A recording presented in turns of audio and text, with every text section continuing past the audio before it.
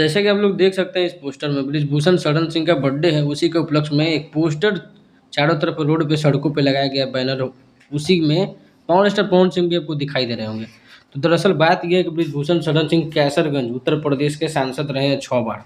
उन्हीं का बर्थडे है और इसी में पावर स्टार पवन सिंह को बुलाया जा रहा है। 8 जनवरी को ये प्रोग्राम होने वाला है।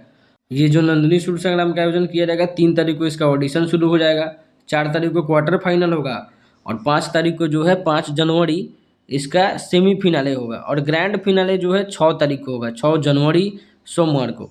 और रजिस्ट्रेशन के लिए नंबर दिया हुआ है, इस पर आप अपना रजिस्ट्रेशन कर सकते हैं। सूर्य संग्राम है तो इसमें सिंगिंग का कंपटीशन होगा, गाना गाने का कंपटीशन होगा, उसी में बतौर guest power star Pawan Singh को बुलाया जा रहा है। और ये बहुत बड़ा इवेंट है एक तरह से, और इसी के लिए बैनर पोस्टर चारों तरफ सड़कों पे लगाया जा रहा है उत्तर प्रदेश में। और सोशल मीडिया पे भी आया है तो सोचा वीडियो बना के आपको इन्फॉर्म कर दूँ। तो इसी तरह के वीडियो देखने के लिए चैनल को सब्सक्राइब कर लीजिए। मिलते हैं नेक्स्ट वीडियो में।